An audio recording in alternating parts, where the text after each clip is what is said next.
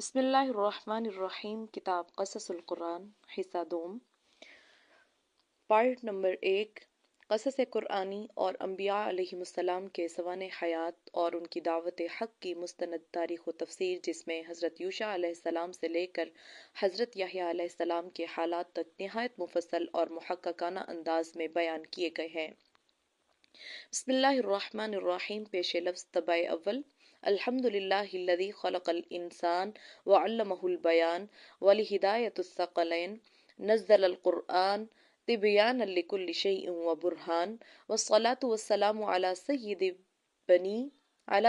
بنی عدنان الذی اسمہ احمد فی الانجیل والفرقان خاتم النبیین للانسان والجان وعلى آلہ واصحابہ الکرام السابقین الاولین الی الہدایۃ والایمان والذین اتبعوہم بالخیر والاحسان۔ اما بعد، جب قصص القرآن جلد اول طبع ہو کر شائع ہوئی، اس وقت یہ خیال بھی نہیں تھا کہ یہ کتاب اس درجہ حد تک مقبول ہوگی اور اس قدر پسند کی جائے گی، جس کا مشاہدہ عام پڑھنے والوں کی قدر افزائی کے علاوہ معزز رسائل اور موقر جرائد کے ذریعہ اہل قلم کی آراء اور ان کے تبصروں کی شکل میں ہوا۔ فالحمد للہ علی ذالک۔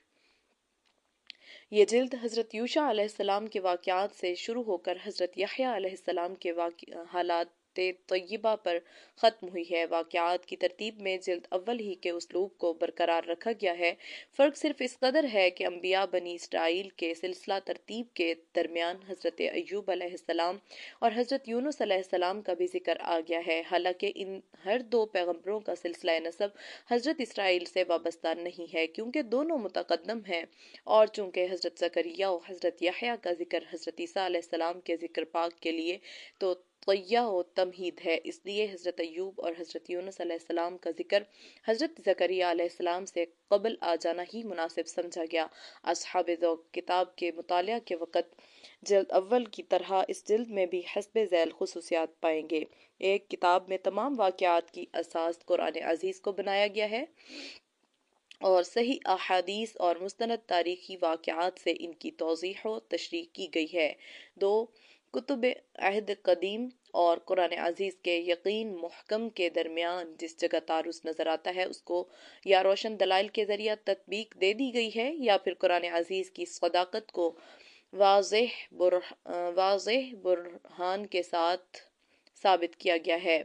تین، اسرائیلی خرافات اور معاندین کے اعتراضات کے خرافات کو حقائق کی روشنی میں ظاہر کر دیا گیا ہے۔ چار، تفسیری، حدیثی اور تاریخی مسائل اور ان سے متعلقہ اشکالات پر بحث و تمہیز کے بعد سلف صالحین کے مسلک قدیم کے مطابق ان کا حل پیش کیا گیا ہے۔ پانچ، کسی پیغمبر کے حالات قرآن عزیز کی کن کن صورتوں میں بیان ہوئے ہیں، ان کو نقشہ کی شکل میں ایک جگہ جمع کر دیا گیا ہے۔ چھ، ان تمام خصوصیات کے ساتھ نتائج و عبر، مواعظ و بصائر کے عنوانات سے واقعات و اخبار کے حقیقی مقصد اور اصل غرض و غایت یعنی عبرت و بصیرت کے پہلو کو خاص طور پر نمایاں کیا گیا ہے۔ مصنف کو ان خصوصیات کے متعلق کہاں تک کامیابی نصیب ہوئی، اس کا فیصلہ اصحاب ذوق اور اہل نظر کے ہاتھ میں ہے۔ وما توفیقی الا باللہ وہو حسبی ونعم الوکیل۔ خادم ملت محمد حفظ الرحمن صدیقی سے اخاروی، شعبان 1361 ہجری، دیباچہ طبع دوم۔ الحمدللہ کہ قرآن عزیز کی یہ خدمت مقبول، عام و خاص ہوئی۔ پہلے حصہ کی طرح دوسرا حصہ بھی بہت جلد ختم ہو گیا اور تقریباً 1.5 سال سے اس کی ایک جلد بھی دفتر میں برائے فروخت موجود نہیں تھی۔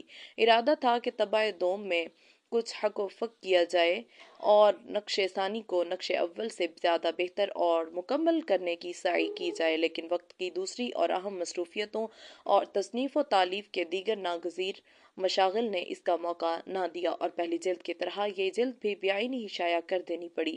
توفیق الہی شامل حال رہی تو طبع سوم میں اس کی تلافی کی جائے گی۔ محمد حفظ الرحمن، 2 مارچ 47 سن۔ دیباچہ طبع سوم 47 کے شروع میں قصص القرآن جلد اول کی طرح جلد دوم بھی کئی ہزار کی تعداد میں طبع کری گئی تھی اور سمجھ لیا گیا تھا کہ ان دونوں جلدوں کی طباعت سے اب چند سال کے لیے فراغت ہو گئی ہے، لیکن قضاء و قدر کے فیصلے ہمارے اندازوں پر مسکرا رہے ہیں۔ 8 ستمبر 47 کی صبح ندوۃ المصنفین کے لیے صبح قیامت ثابت ہوئی۔ چند لمحوں کے اندر ادارے اور اس کے کارکنوں کے نظام حیات کا شیرازہ بکھر کے رہ گیا اور لاکھوں روپے کی ذخیرہ کتب کے ساتھ اس کتاب کا بھی تمام ذخیرہ ضائع ہو گیا۔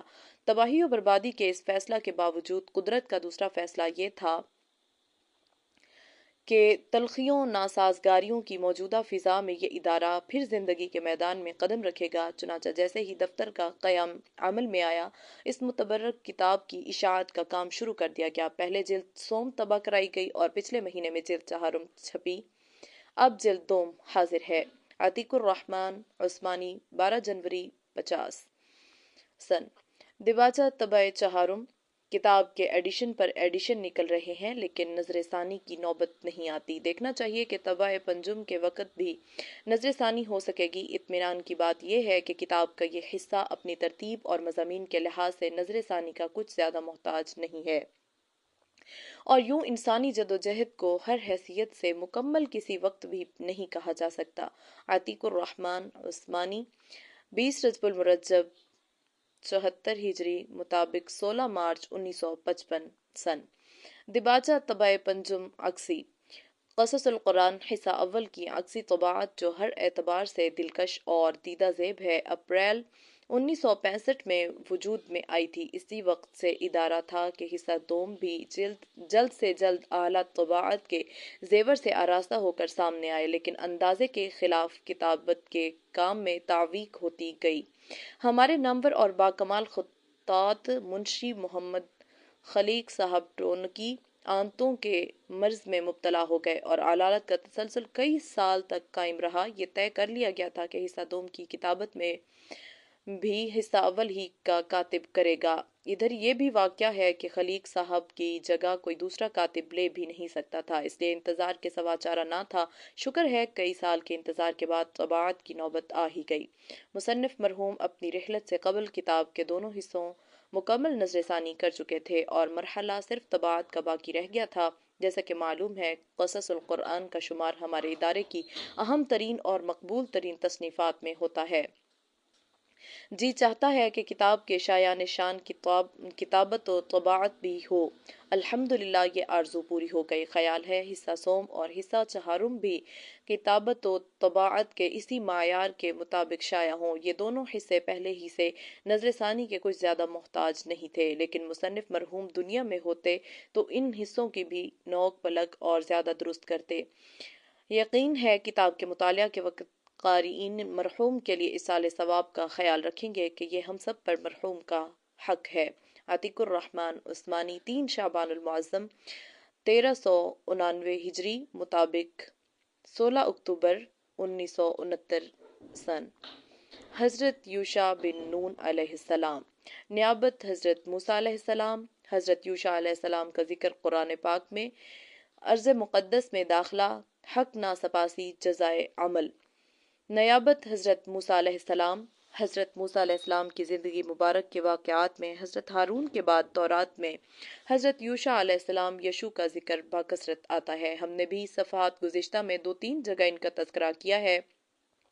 یہ حضرت موسیٰ علیہ السلام کے حیات میں ان کے خادم تھے اور حضرت ہارون علیہ السلام اور حضرت موسیٰ علیہ السلام کی وفات کے بعد ان کے خلیفہ اور جانشین نبوت بنے۔ کنعان میں جابر اور مشرک قوموں کے حالات معلوم کرنے کے لیے جو وفد گیا تھا، اس کے ایک رکن یہ بھی تھے، اور جب حضرت موسیٰ علیہ السلام نے بنی اسرائیل کو ان قوموں سے جنگ کرنے کی دعوت و ترغیب دی اور انہوں نے انکار کیا، تب یہ پہلے شخص تھے جنہوں نے بنی اسرائیل کو جرأت و ہمت دلانے کی کوشش کی اور خدا کا وعدہ نصرت یاد دلا کر جہاد پر اکسایا اور کہا کہ اگر تم جنگ کے لیے تیار ہو جاؤ، یقیناً فتح تمہاری ہے۔ تورات میں ہے کہ حضرت موسیٰ علیہ السلام کی زندگی ہی میں حق تعالی نے ان پر ظاہر کر دیا تھا کہ یوشع میرا خاص بندہ ہے، اور بنی اسرائیل کے نوجوان اسی کی سرکردگی میں کنعان اور بیت المقدس کو جابر مشرکین سے پاک کریں گے۔ خداوند نے موسیٰ علیہ السلام سے کہا کہ نون کے بیٹے یشوع کو لے کر اس پر اپنا ہاتھ رکھ، کیونکہ اس شخص میں روح ہے، اور اسے یازر کاہن اور ساری جماعت کے آگے کھڑا کر کے ان کی آنکھوں کے سامنے اسے وصیت کر اور اپنے رعب و داب سے اسے بہرور کر دے تاکہ بنی اسرائیل کی ساری جماعت اس کی فرما برداری کرے۔ گنتی باب 127 آیات 19-20۔ اور نون کا بیٹا یوشع دانائی کی روح سے معمور تھا، کیونکہ حضرت موسیٰ علیہ السلام نے اپنے ہاتھ اس پر رکھے تھے اور بنی اسرائیل ان کی بات مانتے رہے۔ استثناء باب 34 آیت 9۔ چنانچہ حضرت موسیٰ علیہ السلام کے بعد انہی کی قیادت میں 40 برس کے بعد بنی اسرائیل کی نسل ارض مقدس میں داخل ہوئی، اور انہوں نے کنعان، شام، شرق اردن سے تمام جابر و ظالم طاقتوں کو پامال کر دیا۔ حضرت یوشع علیہ السلام کا ذکر قرآن میں۔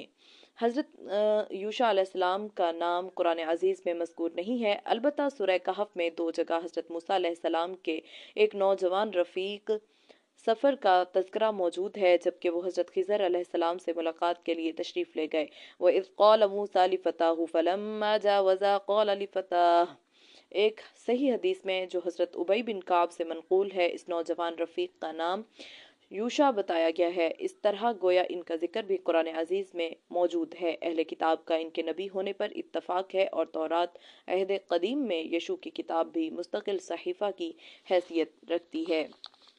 نسب: حضرت یوشع علیہ السلام بنی اسرائیل کے اسباط اولاد میں سے حضرت یوسف علیہ السلام کے سبط سے تعلق رکھتے ہیں۔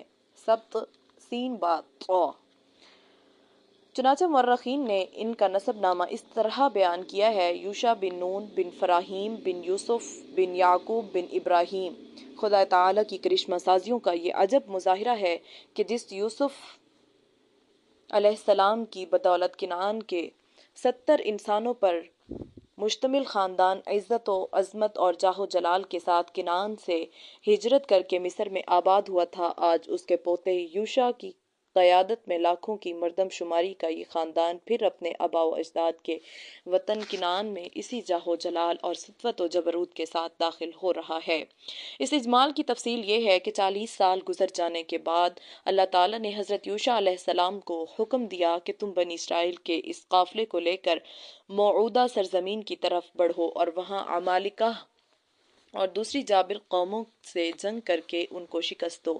میری مدد تمہارے ساتھ ہے، تورات میں ہے۔ یشوع سے کہا، میرا بندہ موسیٰ مر گیا ہے، سو اب تو اٹھ اور ان سب لوگوں کو ساتھ لے کر اس یردن کے پار اس ملک میں جا جسے میں ان کو یعنی بنی اسرائیل کو دیتا ہوں۔ جس جس جگہ تمہارے پاؤں کا تلوا اٹھ کے اس کو جیسا میں نے موسیٰ کو کہا میں نے تم کو دیا ہے، بیابان اور اس لبنان سے لے کر بڑے دریائے فرات تک حسیوں کا سارا ملک، حسیوں یہ سا کے ساتھ ہے، حسیوں کا سارا ملک اور مغرب کی طرف بڑے سمندر تک تمہاری حد ہوگی۔ تیری زندگی بھر کوئی شخص تیرے سامنے کھڑا نہ رہ سکے گا۔ جیسا میں موسیٰ کے ساتھ تھا ویسا ہی تیرے ساتھ رہوں گا، میں نہ تجھ سے دستبردار ہوں گا اور نہ تجھے چھوڑوں گا۔ یشوع کی کتاب باب 1 تا 5۔ ارض مقدس میں داخلہ۔ حضرت یوشع علیہ السلام نے بنی اسرائیل کو خدا کا پیغام سنایا، اور وہ سب دشت سینا سے نکل کر ارض کنعان کے سب سے پہلے شہر یریحو کی جانب بڑھے اور دشمنوں کو للکارا۔ دشمنوں نے بھی باہر نکل کر سخت مقابلہ کیا اور آخرکار شکست کھا کر وہیں کھیت رہے، اور بنی اسرائیل کو زبردست فتح و نصرت نصیب ہوئی، اور آہستہ آہستہ اسی طرح یشوع اور بنی اسرائیل لڑتے لڑتے تمام ارض مقدس پر قابض ہو گئے، اور جابر مشرکوں سے اس کو پاک کر کے ایک مرتبہ پھر اپنے آبائی وطن کے مالک کہلائے۔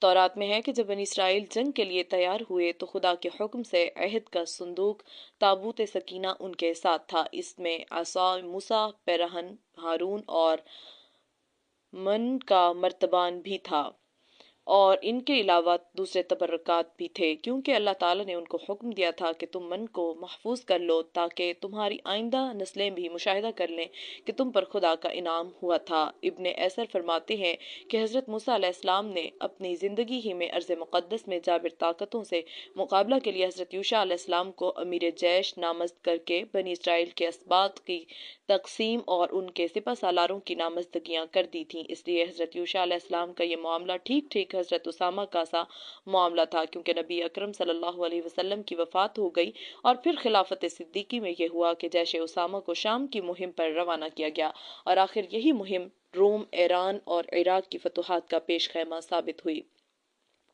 اسی طرح حضرت موسیٰ علیہ السلام نے ارض مقدس میں جابر طاقتوں کے استحصال کے لیے بحکم الہی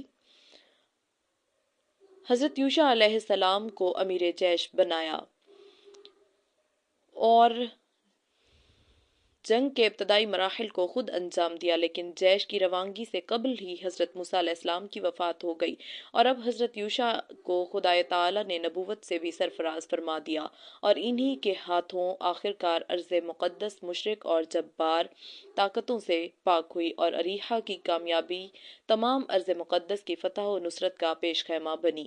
حضرت یوشع علیہ السلام نے سب سے پہلے کس شہر کو فتح کیا؟ قرآن عزیز نے اس کا نام نہیں بتایا بلکہ قریہ کہہ کر مبہم چھوڑ دیا ہے، اس لیے کہ اس واقعہ کے بیان کرنے سے اس کا جو مقصد ہے قریہ کی تعیین کا اس سے کوئی تعلق نہیں ہے۔ حافظ عماد الدین کہتے ہیں کہ راجح قول یہ ہے کہ یہ بیت المقدس یروشلم ہے اور اریحا اس لیے صحیح نہیں ہے کہ وہ بنی اسرائیل کے اس راستے میں نہیں پڑتا اور نہ خدا نے بنی اسرائیل سے اس کا وعدہ کیا تھا بلکہ بیت المقدس کا وعدہ کیا تھا۔ مگر ہمارے نزدیک ان کا یہ فرمانا تو صحیح ہے کہ قریہ سے مراد بیت المقدس ہے، لیکن انہوں نے اس سلسلے میں جو دلائل پیش فرمائے ہیں وہ صحیح نہیں ہیں، اس لیے کہ یہ ایک ناقابل انکار حقیقت ہے کہ اگر بنی اسرائیل بیابان سینا سے براہ راست بیت المقدس کا ہی ارادہ کرتے تب بھی خشکی کی راہ سے ارض کنعان پہلے پڑتی اور اریحا اس کا پہلا شہر تھا۔ نقشہ سامنے رکھیے اور دیکھیے کہ خشکی کی راہ سے جب کوئی اس زمانہ میں بیابان سینا کو عبور کر کے یروشلم جانا چاہے تو اس کو کنعان ہی سے راہ ملے گی۔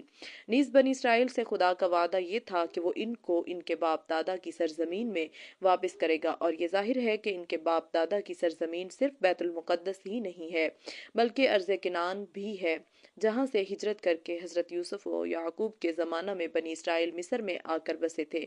لہٰذا ابن کثیر کے ہر دو دلائل کمزور بلکہ حقیقت کے خلاف ہیں۔ البتہ قریہ سے مراد بیت المقدس ہونا اس لیے صحیح ہے کہ اللہ تعالیٰ کے حکم سے یوشع اور بنی اسرائیل میں اریحا میں سب سے پہلے عمالقہ کو شکست دی اور اس کے بعد ارض کنعان کو فتح کرتے ہوئے ارض فلسطین جا پہنچے اور بیت المقدس کو بھی فتح کر لیا، اور چونکہ یہ مقام ان کی فتوحات کا مرکز اور مقصد وحید تھا اس لیے جب بھی وہ فتح ہو گیا تو اب اللہ تعالیٰ نے اس عظیم الشان کامیابی پر وہ حکم دیا جس کا ذکر قرآن عزیز میں ہے۔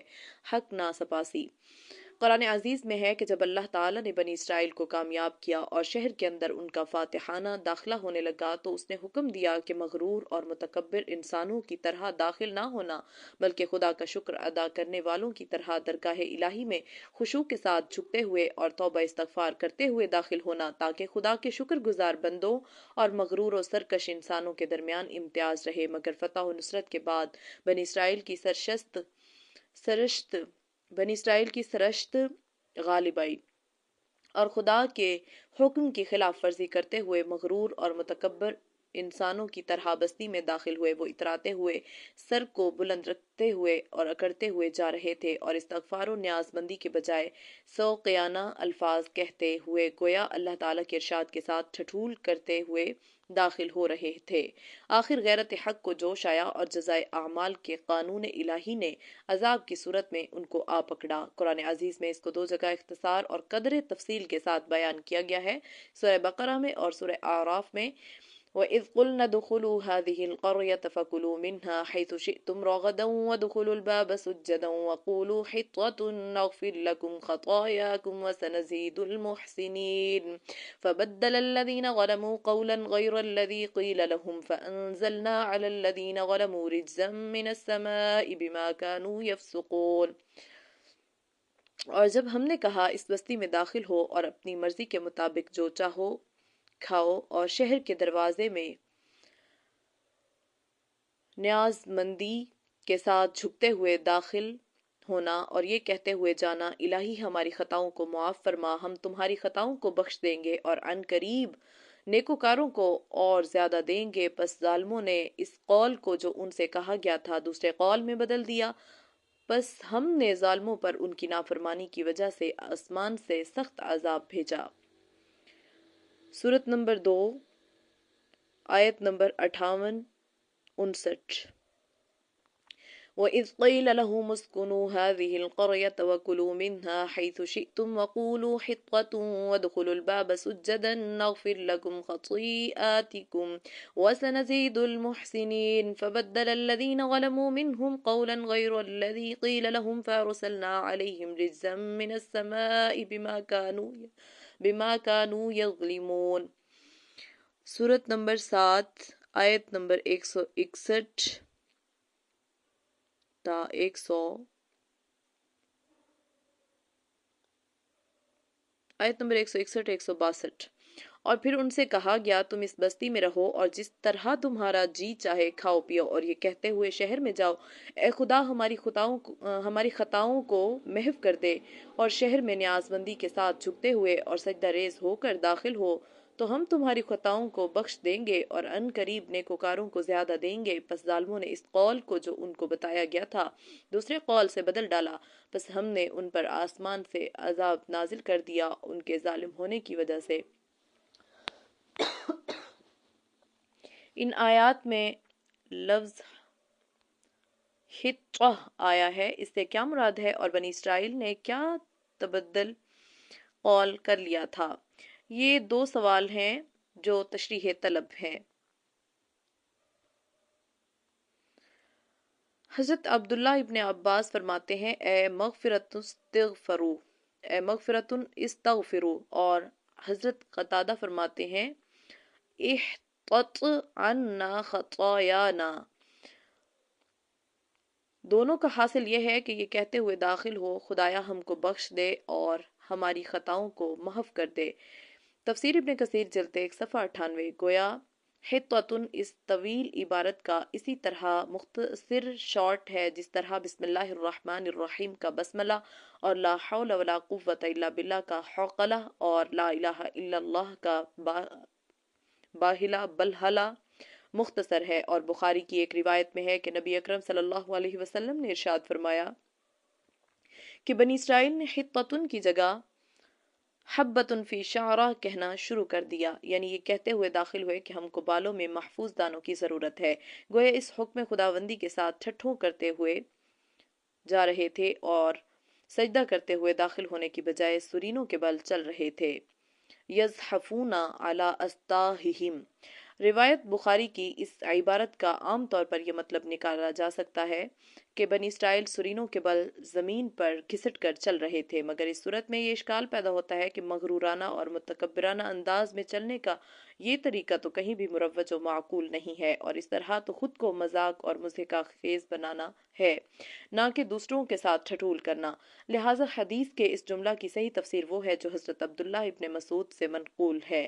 وہ فرماتے ہیں کہ بنی اسرائیل شہر میں داخل ہوتے وقت سر جھکائے ہوئے چلنے کے بجائے اکڑتے ہوئے سر بلند کرتے ہوئے چل رہے تھے، یعنی جس طرح ایک مغرور انسان اکڑتے ہوئے اور مٹکتے ہوئے سرینوں کو حرکت دے دے کر ایک عجب انداز سے چلتا ہے، اسی طرح بنی اسرائیل بھی سرینوں کو ابھارے ان کے بل پر مٹکتے ہوئے داخل ہو رہے تھے۔ بہرحال خدا تعالی نے ان آیات میں اپنے سچے اور نیاز مند بندوں اور متکبر انسانوں کے درمیان ایک امتیاز کر دیا ہے، کیونکہ اس کے متواضع اور فرمانبردار بندے کسی سے اپنی ذاتی غرض اور ذاتی سربلندی کے لیے نہیں لڑتے، بلکہ خدا کے دشمنوں، مفسد اور شریر انسانوں کی شرارت اور ظالم و سرکش قوموں کے ظلم و طغیان کو مٹانے کے لیے صرف اس لیے جنگ کرتے ہیں کہ اس عدل نسبت غلبہ پاتے ہیں، اور خدا کا حکم بلند ہوتا ہے اور وہ اس یقین کے ساتھ لڑتے ہیں کہ یہاں پہ لفظ بھی مٹا ہوا ہے، پتہ نہیں کیا لکھا ہوا ہے، فتنہ و فساد و قتل سے بھی زیادہ سخت بری چیز ہے۔ لہٰذا جب ان کو کافروں پر کامیابی نصیب ہوتی ہے تو وہ اپنی مسرت کا اظہار غرور و تمکنت سے نہیں کرتے، بلکہ خدا کی جناب میں خشوع و خضوع کے ساتھ سجدہ ریز ہو کر کرتے ہیں، اور جب مفتوحہ علاقوں میں داخل ہوتے ہیں تو شکر گزار اور متواضع انسان کی طرح داخل ہوتے ہیں۔ چنانچہ نبی صلی اللہ علیہ وسلم جب مکہ معظمہ کو مشرکین سے پاک کر کے جانب اعلیٰ سے داخل ہونے لگے تو تواضع اور فروتنی کی یہ کیفیت تھی کہ ناقہ پر بیٹھے بیٹھے اس قدر جھکے جا رہے تھے کہ ریش مبارک کجاوے کے سرے سے مس کرتی جاتی تھی، اور جب حرم میں داخل ہوئے تو فوراً درگاہ الہی میں سجدہ ریز ہو گئے اور 8 رکعت نماز شکر ادا کی۔ یہی حال صحابہ کرام کا تھا۔ حضرت عمر کے ہاتھ پر جب بیت المقدس فتح ہوا اور حضرت سعد بن ابی وقاص کے ہاتھ پر ایران، تو ان عظیم المرتبت فاتحین کا داخلہ متکبر بادشاہوں کی طرح نہیں تھا، بلکہ خدا کے متواضع اور منکسر المزاج فرمانبردار بندوں کی طرح تھا۔ اور جب حضرت عمر حریم قدس میں اور حضرت سعد ایوان کسریٰ میں داخل ہوئے تو سب سے پہلا کام یہ کیا کہ خدا کی جناب میں سجدہ ریز ہو کر نماز شکر ادا کی اور اپنی بندگی اور عاجزی کا عملی اعتراف کیا۔ وہ لڑتے تھے تو شیر نیستاں کی طرح شجاعت اور بہادری کے ساتھ دشمن پر بھاری رہتے، اور جب کامیاب ہو جاتے تو عز و نیاز کے ساتھ خدا کا شکر بجا لاتے اور مخلوق خدا کے لیے رحیم و کریم ثابت ہوئے۔ غرض بنی اسرائیل نے اپنے کیے کی سزا پائی اور عذاب الہی کے سزاوار بنے۔ وہ عذاب کیا تھا، قرآن عزیز نے اس کی کوئی تفصیل بیان نہیں کی، صرف رجزم من السماء کہہ کر مبہم چھوڑ دیا ہے، اور عبرت و بصیرت کے لیے اسی قدر کافی ہے۔ سورہ اعراف کے اس جملہ سے فبدل الذین ظلموا منہم، پس ان میں سے جنہوں نے ظلم کیا اس قول کو بدل دیا، یہ معلوم ہوتا ہے کہ ناسپاسی اور نافرمانی کا یہ مذموم فعل بنی اسرائیل کی پوری جماعت سے سرزد نہیں ہوا تھا، بلکہ ان میں سے ایک جماعت وہ تھی جو خدا کے حکم کی فرما بردار رہی اور جس نے تعمیل ارشاد میں حضرت یوشع علیہ السلام کا ساتھ دیا۔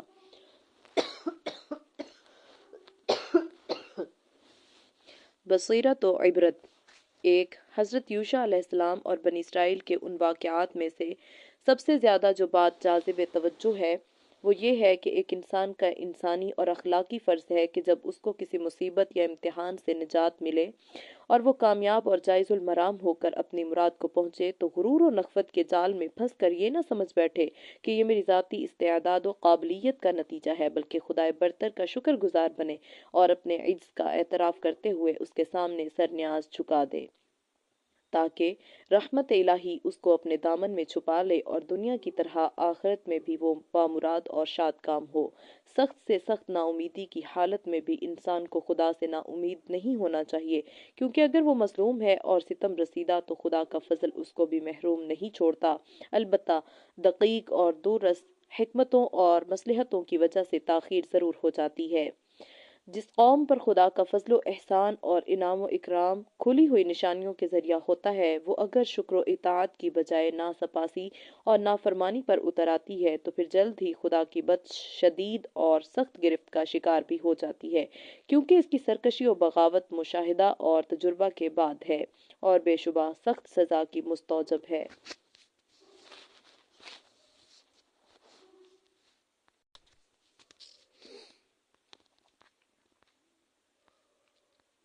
حضرت حزقیل علیہ السلام۔ تمہید، نام و نسب اور بعثت۔ قرآن عزیز اور حزقیل علیہ السلام فرار از جہاد، آیت جہاد سے روایت کی تائید، احیاء موتا، بصائر۔ تمہید، حضرت موسیٰ علیہ السلام کے بعد انبیاء بنی اسرائیل کا طویل سلسلہ ہے جو حضرت عیسیٰ علیہ السلام تک پہنچتا ہے۔ صدیوں کے اس دور میں کس قدر انبیاء و رسل مبعوث ہوئے، ان کی صحیح تعداد رب العزت ہی جانتا ہے۔ قرآن عزیز نے ان میں سے چند پیغمبروں کا ذکر کیا ہے، ان میں سے بعض کا ذکر تو تفصیل سے آیا ہے اور بعض کا اجمال کے ساتھ اور بعض کا صرف نام ہی مذکور ہے۔ تورات میں قرآن عزیز کی بیان کردہ فہرست پر چند اور پیغمبروں کا اضافہ ہے اور ان کے واقعات و حالات کا بھی۔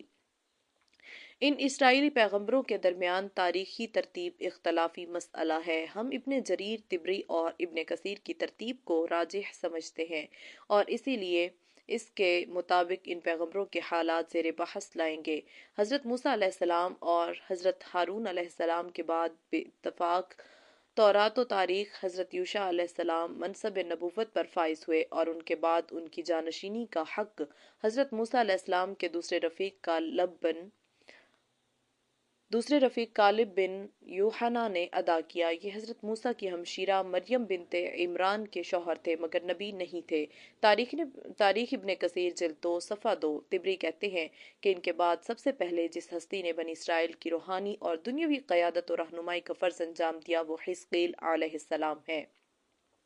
نام یا نسب اور بعثت۔ تورات میں ہے کہ وہ بوزی کاہن کے بیٹے تھے اور ان کا نام حزقیل ہے۔